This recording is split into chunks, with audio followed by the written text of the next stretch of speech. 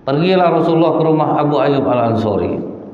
Sampai di rumah, rupanya Abu Ayyub Al-Ansari sedang di kebun kurmanya, disambut oleh istrinya, "Silahkan masuk Nabi Allah." "Mana suamimu?" "Dia lagi memetik kurma." Tak lama sudah itu datang Abu Ayyub Al-Ansari. Melihat Rasulullah datang, "Tenang Rasulullah, aku akan sembelihkan kambing." Wah, lihat Pak, seminim-minimnya para sahabat dulu Bu, kalau ngasih orang makan kambing Pak. Kita doa hajat hidup banyak, diundang orang ke rumah, telur rebus dibelah dua tuh Pak, itu dikasih kuah kacang, pakai toge, pakai mie. Mana dikabulkan Allah doa kita Pak? Jadi kita balikkan ke diri kita sendiri. Iya Bu, kalau kita mau hajat doa terkabul itu, kasih orang makan yang enak-enak. Tapi tidak boleh ngasih orang makan, enggak, ini untuk hajat kita. Kita buat orang ikhlas mendoakan kita tuh. Kasih mereka enak. Ini seminim-minimnya sahabat ngasihnya apa Bu? Kambing Bu.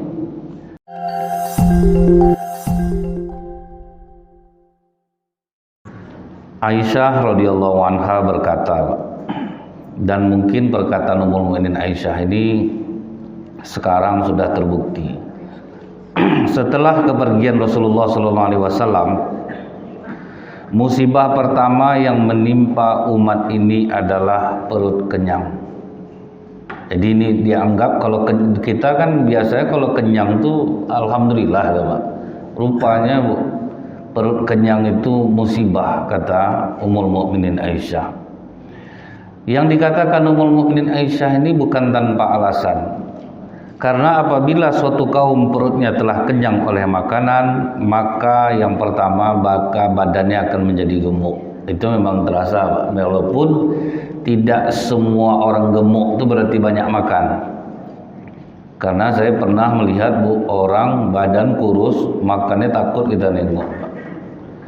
Pas acara mendoa Bu, dia kan dibagi itu di rumah orang itu. Pertama bapak, dua ibu-ibu, ketiga anak-anak. Pas giliran bapak-bapak, dia dalam itu juga duduk Pak, makan dia. Giliran ibu-ibu masih juga dia dalam itu, cuman agak keluar sedikit Pak, masih juga makan Bu. Giliran anak-anak ada juga di situ, makan juga. Jadi orang udah maklum nengok dia tuh. Sampai waktu kecil emaknya tuh Bu, kalau ngasih dia makan, disuruh dia makan jauh-jauh dari rumah Pak. Karena kalau dekat dari rumah sama nasi-nasi bapaknya habis sama dia. Tapi badan tak besar Pak, badan kurus. Jadi intinya kalau untuk secara umum makan bisa membuat orang gemuk, itu betul. Dan yang takutkan itu apa jadinya Bu? Hati menjadi lemah, nafsu syahwat menjadi tidak terkendali. Banyak makan, hati jadi lemah. Dalam arti kata iman melemah jadinya. Iman melemah, nafsu syahwat tidak terkendali. Rupanya apa kata dokter Bu? Gimana tidak lemah hati jadinya? Karena kalau orang banyak makan, glukosa banyak di otak. Kalau udah glukosa banyak di otaknya, otaknya melemah, jadi kurang berpikirnya, itu kena iman jadinya Pak. Jadi ternyata secara ilmiah pun terbukti kalau kita banyak makan, iman melemah disebabkan otak banyak gulanya, sehingga dia kurang simpati dan berempati kepada orang lain. Orang yang suka makan enak-enak Pak ya, itu memang sangat terasa betul ke jiwa. Saya berpikirnya gini ya Bu ya, balikkanlah ke diri saya sendiri Pak, kan termasuk gemuk nih Pak, kena saya dia di sini. Apakah membuat lemah iman? Betul. Kita bandingkan Bu, waktu kita tidaklah makan ini semudah sekarang. Itu kalau duha itu bisa sampai full 12 rakaat.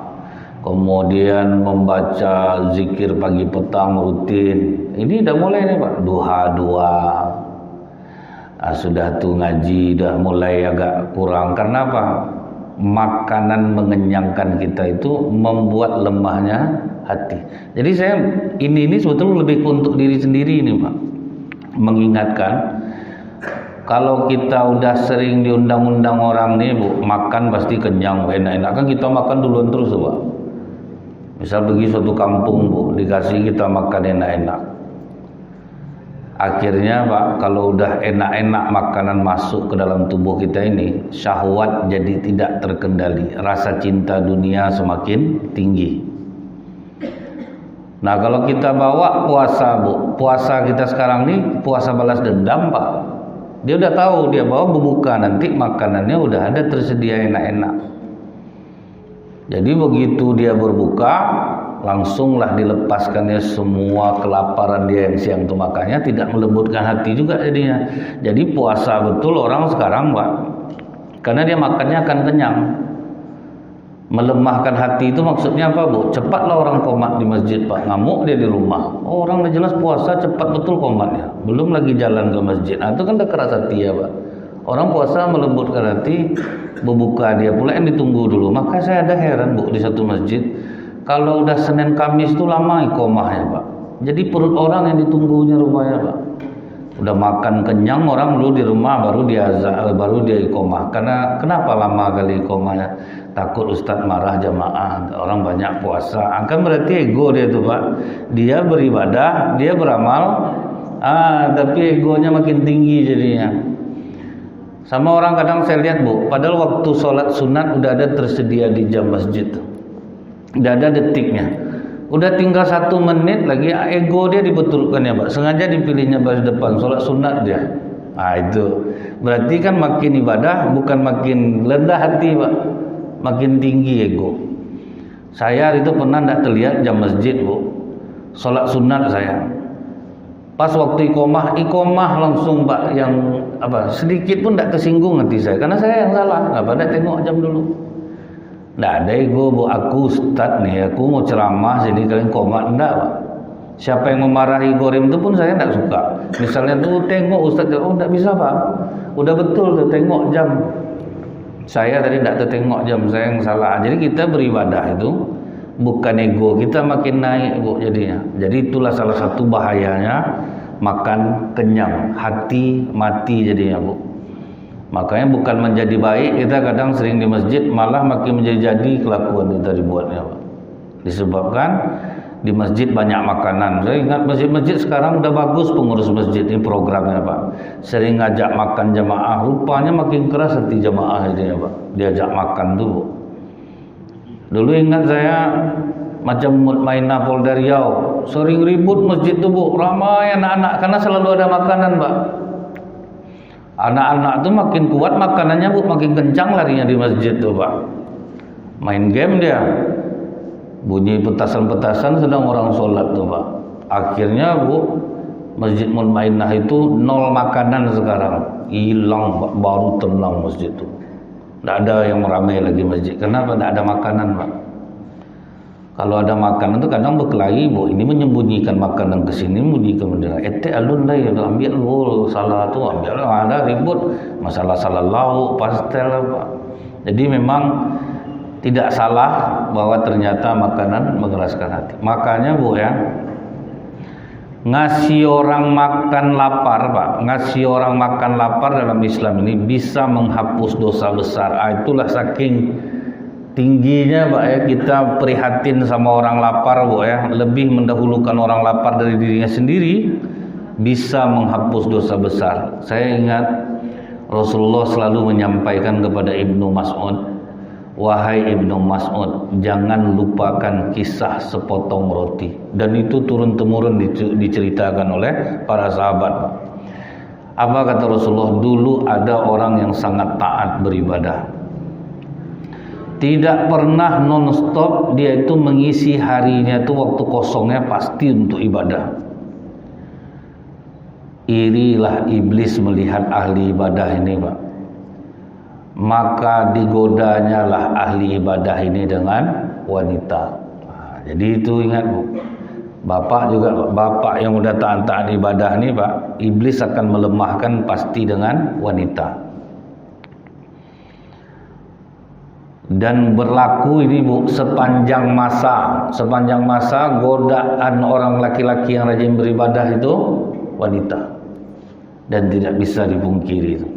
Tapi kalau preman-preman di luar Pak yang ndaklah sholat, ndaklah itu godaannya Pak, paling duit masuk itu yang godaannya, karena ndak digoda iblis soal itu.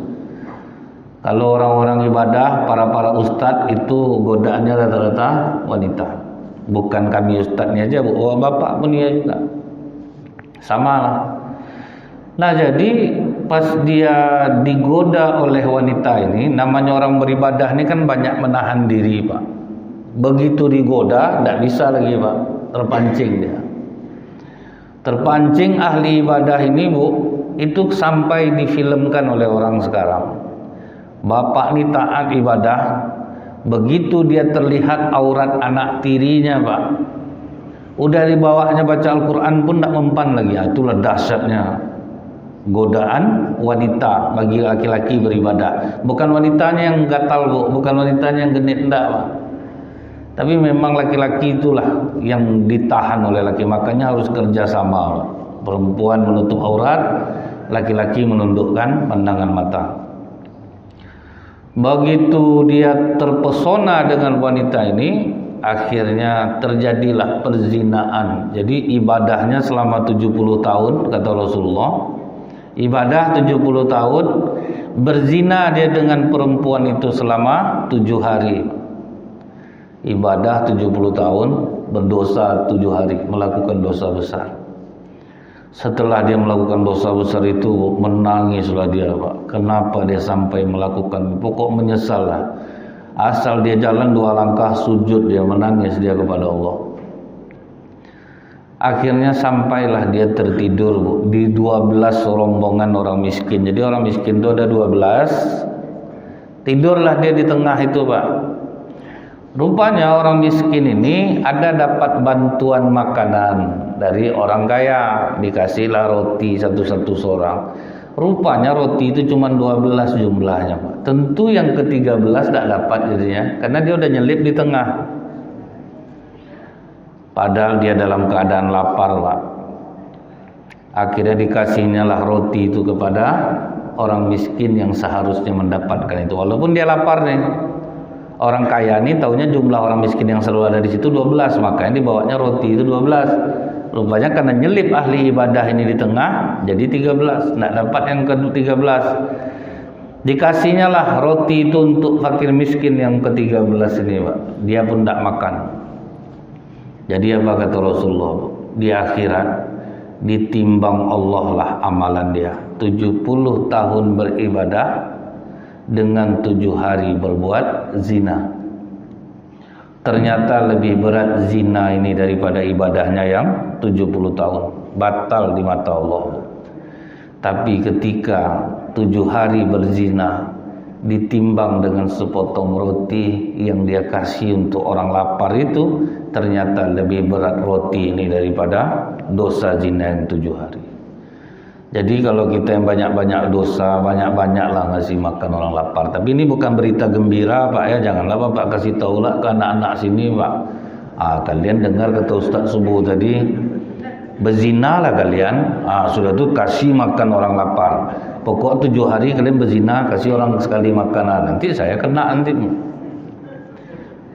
Jadi kan kadang-kadang orang suka menggampangkan itu Pak. Asal dengar pengajian mana yang enak didengar dia, itu yang dipakainya Bu.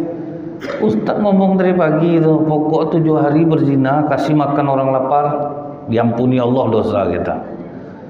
Ini maksudnya bagi orang-orang yang menyesal, jangan putus asa dari rahmat Allah.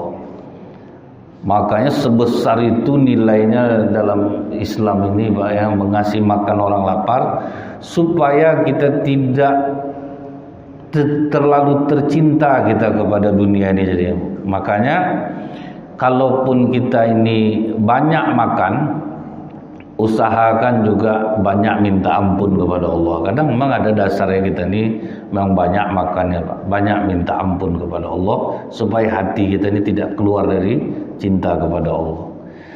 Nah kemudian Pak, orang yang banyak makan, kenapa syahwatnya tidak terkendali, rasa cinta dunianya tinggi? Terbukti kalau kita lihat dulu ada acara di TV Pak, acara tolong. Acara tolong itu nanti orang pura-pura susah minta tolong dia ke orang-orang. Belum ada kita melihat orang kaya yang mau nolong orang miskin di dalam tayangan itu. Rata-rata yang menolong mereka adalah orang-orang miskin sendiri. Nah, itu Bu. Jadi terbukti memang Pak, pas di sosial eksperimen kan, kalau kita buka balik acara tolong tuh Bu, asal dia minta tolong sama orang kaya, tidak ada yang dapat. Karena apa? Rasa curiga orang kaya ini tinggi Pak. Disebabkan apa? Dia hidup mewah, dia bergelimang harta, mati iman, lemah hati Bu, sehingga kurang simpati kepada orang lain. Akhirnya yang nolong pasti orang-orang miskin juga. Di acara-acara sosial eksperimen Pak, yang mau nolong rata-rata orang miskin. Walaupun ada orang kaya, tapi sangat jarang. Kecuali kalau di kamera Pak ya. Kalau di kamera tahu dia itu orang kaya paling baik tuh Pak. Kalau di video kan, di foto-foto itu paling baik tuh. Banyak dia nyumbangnya. Tapi kalau yang tidak bunyi-bunyi, tidak mau dia Pak. Dia kalau ada dibunyikan gitu kan, baru mau dia. Nah itu terbukti ternyata bahwa banyak makan melemahkan iman. Banyak makan melemahkan hati. Walaupun tidak mutlak, tapi cobalah kita balikkan ke diri kita sendiri itu Pak ya. Kalau udah kenyang perut ini, ibadah melemah. Dan itu terbukti, kita sendiri pasti merasakannya Bu. Kalau udah banyak makan kita melemah. Waktu bulan puasa Bu, tahan kita zuhur di masjid, habis subuh baca Quran, kadang jam 8 baru keluar dari masjid. Nah, itu kalau kita tidak makan Pak, iman kita itu bertambah aja. Habis zuhur tidak pulang, ngaji lagi. Kadang ngobrol-ngobrol dulu di masjid sampailah asar. Sudah asar baru pulang, baru siap-siap ibu-ibu masak. Kuat iman Pak. Tapi kalau udah perut ini kenyang Pak, ibadah melemah, makanya Bu kosong masjid habis Ramadan tuh Pak. Langsung sepi tuh. Biasanya Isya tuh ramai, mulai sepi karena orang udah kenyang Pak. Makan dah banyak balik. Jadi kalau kita lihat dalam satu kitab Bu ya, tanggal 1 Syawal itu iblis menjerit. Itu dalam hadis. Iblis menjerit, kemudian datang anak-anak buahnya. Ada apa Tuan? Mengapa engkau berteriak? Bagaimana aku tidak berteriak? Hari ini dosa anak cucu Adam diampuni semua oleh Allah. Karena masuk 1 Syawal itu Pak, siapa yang minta ampun, qad ghafartu lahum, kata Allah, aku ampuni mereka semua. Pulanglah kalian, ashiduni, saksikanlah, qad ghafartu lahum. Jadi orang yang pulang dari sholat Id itu habis dosa-dosanya. Makanya iblis menjerit. Jadi apa yang harus kami lakukan Tuan? Apa jawaban iblis ini Pak? Buka syahwat-syahwat mereka terhadap makanan. Kasih mereka rayuan makan yang enak-enak agar mereka berpaling dari Allah. Maka masuk 1 Syawal itu masjid rata-rata sepi Pak. Apa enggak Pak? Makan lontong di rumah Eli, makan pecel di rumah ini, makan soto, makan kue, habis. Orang banyak liburan, banyak enggak sembahyang jadi berhasil iblis di tanggal 1 Syawal itu Bu. Orang pergi lebaran semuanya Pak. Ada yang pergi liburan, banyak yang enggak sholat tempat liburan. Memang itulah misi iblis itu Bu. Bukakan syahwat mereka, kasih makanan yang enak-enak. Terbukti melemah iman. Tanggal 1 Syawal zuhur udah lengang masjid Pak. Asar apalagi. Padahal orang ada di rumah. Paling tidak orang bertamu kan sebetulnya ada juga. Tidak ada yang mau ke masjid lagi karena makanan sudah mengenyangkan diri. Nah kemudian Pak, Rasulullah SAW dan Abu Bakar serta Umar. Jadi di sini diceritakan dalam hadis riwayat Tabrani. Suatu hari Abu Bakar ini keluar dari rumah pada siang hari Pak. Dia keluar kemudian berjumpa dengan Umar bin Khattab. Ditanya oleh Umar, mau kemana kau siang-siang begini Abu Bakar? Kalau kau keluar ini karena apa? Kata Abu Bakar, aku belum makan Umar, lapar. Kata Umar, aku juga, aku lapar. Jadi begitulah Bu penderitaan para sahabat tuh. Paling sering mereka menghadapi kelaparan, makanya hati mereka tuh kuat, hati mereka tuh baik. Setelah itu tidak lama Rasulullah lewat Pak, dihampiri oleh Rasulullah. Kalian kenapa keluar siang-siang ini? Kami lapar Rasulullah. Kata Rasulullah, sama, aku juga lapar. Jadi sama-sama keluar siang itu, Bu. Kata Rasulullah, bagaimana kalau kita ke rumah Abu Ayyub Al-Ansari? Ini tempat Rasulullah tinggal pertama kali sampai di Madinah. Dan dia itu selalu standby, Bu. Pokoknya kalau datang Rasulullah, ada makanan untuk Rasulullah. Pergilah Rasulullah ke rumah Abu Ayyub Al-Ansari. Sampai di rumah, rupanya Abu Ayyub Al-Ansari sedang di kebun kurmanya, disambut oleh istrinya, silakan masuk Nabi Allah. Mana suamimu? Dia lagi memetik kurma. Tak lama sudah tu datang Abu Ayyub Al-Ansari, melihat Rasulullah datang, tenang Rasulullah, aku akan sembelihkan kambing. Wah, lihat Pak, seminim-minimnya para sahabat lu, Bu, kalau ngasih orang makan kambing, Pak. Kita doa hajat hidup banyak, diundang orang ke rumah, telur rebus dibelah dua tu Pak, dikasih kuah kacang, pakai toge, pakai mie, mana dikabulkan Allah doa kita, Pak. Jadi kita balikkan ke diri kita sendiri. Iya, Bu, kalau kita mau hajat doa terkabul itu, kasih orang makan yang enak-enak. Tapi tidak boleh ngasih orang makan, enggak, ini untuk hajat kita. Kita buat orang ikhlas mendoakan kita itu. Kasih mereka enak. Ini seminim-minimnya sahabat ngasihnya apa, Bu? Kambing, Bu.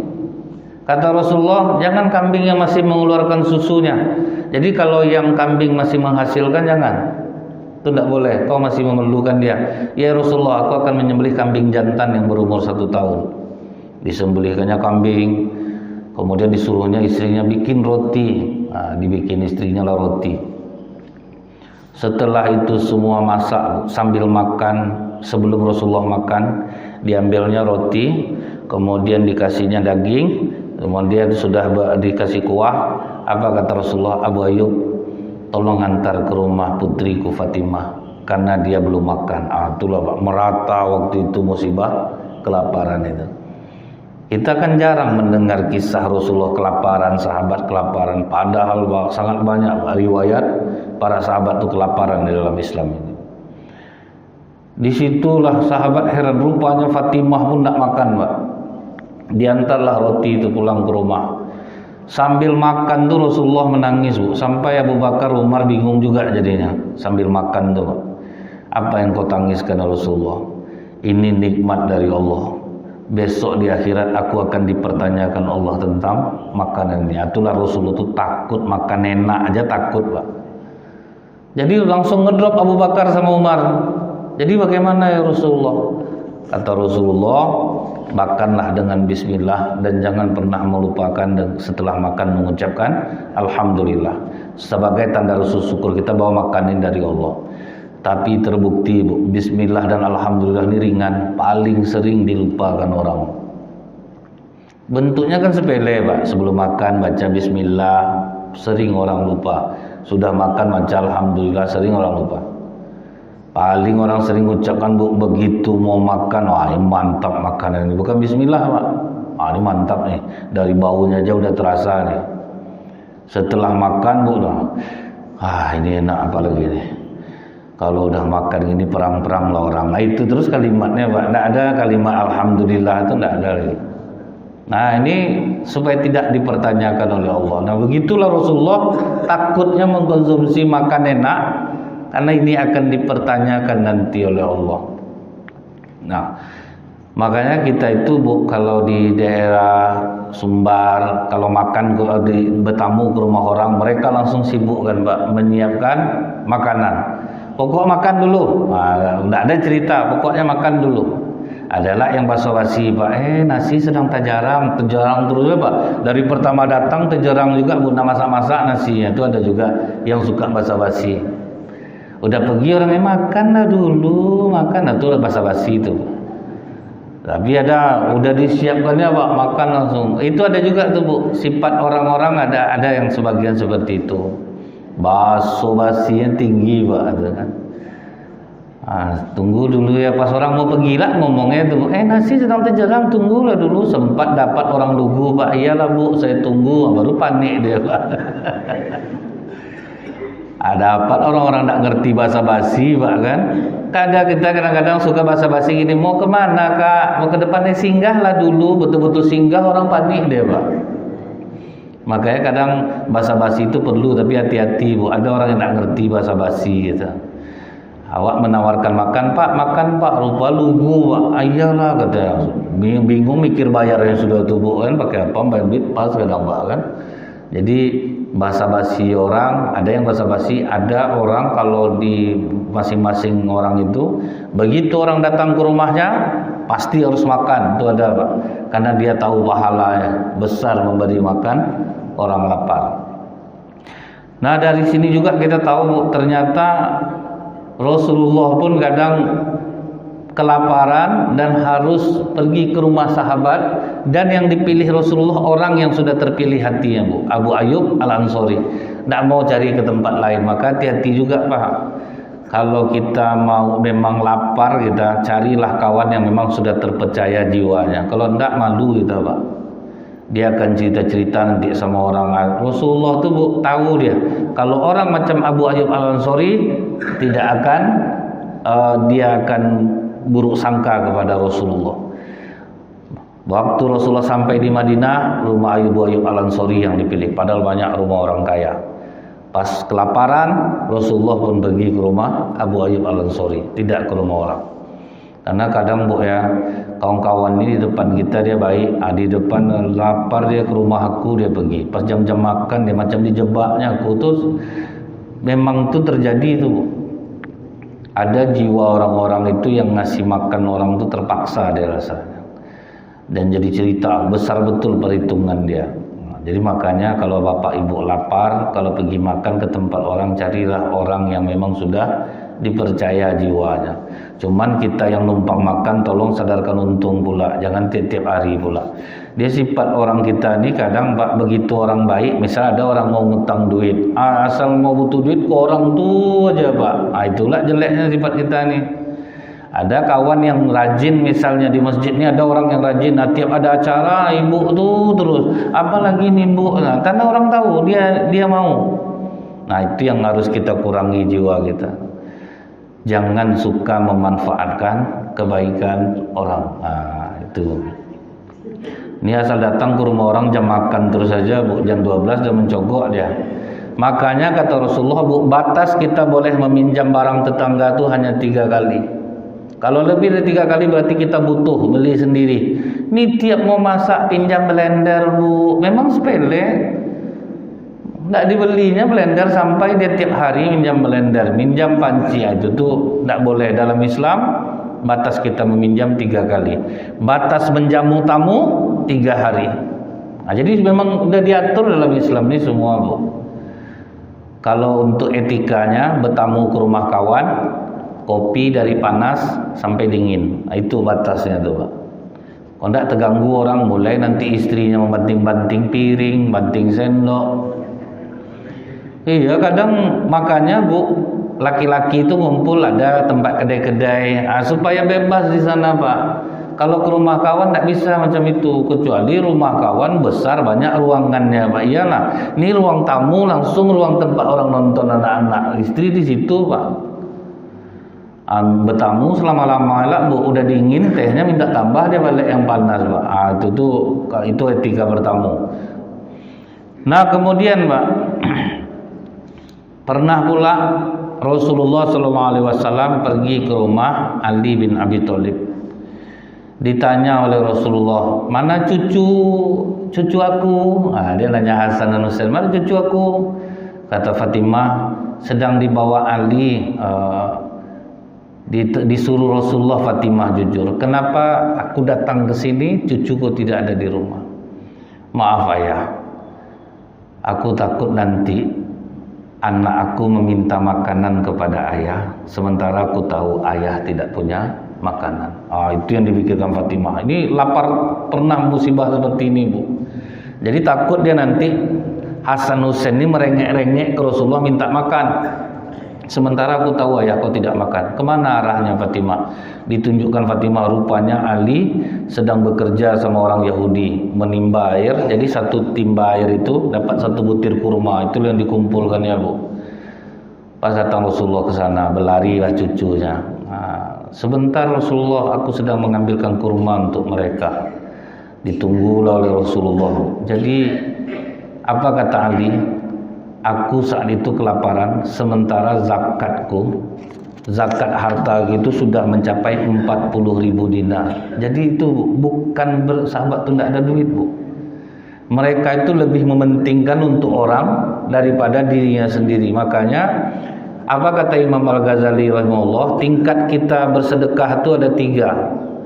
Yang pertama, yang paling rendah, penuhi kebutuhan kita, bersisa baru sedekah. Itu yang paling rendah. Makanya yang paling rendah ini yang banyak diamalkan orang. Kalau untuk belanja keluar, beli lontong Pak 15.000, 20.000, pakai telur, pakai kopi. Tapi kalau untuk ke masjid 2.000 terus Bu, 2.000 terus. Itu ya, dipenuhinya kebutuhannya dulu, bersisa lah duit lontong tuh 2.000, baru sedekah dia ke masjid. Jadi masih lebih banyak untuk diri sendiri gitu. Yang kedua, tingkat yang kedua Bu, ini aja udah ngeri nih Pak. Tingkat kedua itu 50-50 Pak. Berapa jumlah hartanya, separuhnya dia sedekahkan. Ini yang dilakukan oleh Umar bin Khattab. Berapa uangnya? Separuh untuk agama. Ibaratnya 4 ruko, 2 disedekahkan. Nah rupanya ini Bu, di kebun-kebun sawit udah terjadi Pak. Jadi satu lahan sawit ini untuk masjid. Nah itu ada tuh. Saya terharu saya pas saya ke Bukit Kerikil Pak. Jadi masjidnya tuh indah Bu. Jadi saya tanya, ini masjid gimana? Jadi kami ini gini Ustaz, ada yang berinfak seberapa hektar sawit itu hasilnya untuk masjid. Wah ngeri Bu.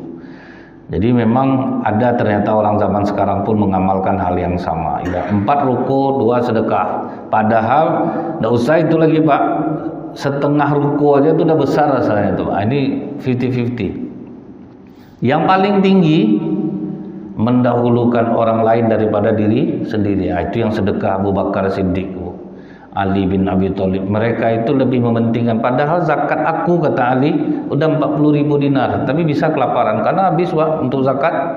Sampai untuk diri sendiri pun tidak ada, sampai mengutip kurma. Bagi sahabat itu biasa Bu. Kalau kita jangan buat sekarang Pak, tidak sadar untung kau bisa sedekah kerja kau, tengok istri kau lapar, anak kau lapar. Tapi bagi sahabat tidak, lebih mementingkan orang lain daripada diri sendiri. Nah itulah bagi mereka itu Bu, dunia ini secukupnya saja, lebih dari kebutuhan sedekahkan. Nah kalau kita kan tidak, untuk tabungan, untuk anak nanti sekian, untuk cucu kita, untuk apa kita. Kalau sahabat tidak. Makanya Rasulullah itu Bu, waktu wafat sama sekali tidak meninggalkan warisan. Tidak ada warisan sama sekali. Jadi ini yang paling berat, ketika para sahabat zakat hartanya besar, sementara mereka sendiri kelaparan. Itu yang dirasakan oleh Ali. Padahal anaknya tidak makan, istri tidak makan. Rasulullah juga begitu Bu. Ini ada ketika Rasulullah memanggil Abu Hurairah. Apa kata Abu Hurairah? Aku waktu itu dalam keadaan lapar yang amat sangat. Pas sedang duduk di jalan, lewat Umar bin Khattab. Alhamdulillah, mudah-mudahan dibawa Umar lah aku makan. Jadi jiwa sahabat itu Bu, ada yang menyembunyikan dan tidak mau mengungkapkan sama sekali walaupun mereka lapar. Lewat Umar, ngapa Abu Hurairah? Tidak ada Umar, sedang tegak-tegak aja. Oh iyalah aku duluan ya. Tidak dikabulkan Allah doa Abu Hurairah Pak. Tidak diajak awak makan. Makanya Pak ya, ini artinya Pak Bu, kalau ada orang menyapa-nyapa kita tuh Pak, tolonglah peka sedikit Pak, mana tahu orang lapar gitu Pak kan. Lewat Abu Bakar, alhamdulillah ya Allah, mudah-mudahan Abu Bakar ini pasti nyambung nih, aku ini belum makan. Mau kemana Abu Bakar? Aku mau ke sana. Oh iyalah, kau ngapa Abu Hurairah? Tidak ada, cuman berdiri aja di sini. Oh iyalah, aku duluan. Tidak juga Pak. Lewat Rasulullah Bu. Abu Hurairah, kau lapar kan? Kok tahu kau Rasulullah? Ikut aku. Rasulullah rupanya akhirnya membawa. Rupa pas sampai di rumah adalah susu, makanan. Ditanya Rasulullah, dari siapa ini? Ada dari hadiah orang tadi Rasulullah, kata istri Rasulullah. Abu Hurairah, disangka Abu Hurairah Rasulullah mengajak makan. Rupanya apa Bu? Kau panggil ahlus sufah yang di masjid. undang dia kemari, suruh mereka makan. Kata Abu Hurairah, itulah ujian yang paling berat dalam hidup aku. Aku lapar tapi tidak boleh makan, suruh orang lain dulu makan, Pak. Yang dipikirkan Abu Hurairah apa, Pak? Pasti habis, tidak mungkin aku dapat. Tapi karena Rasulullah yang menyuruh, akhirnya berangkatlah dia, Pak.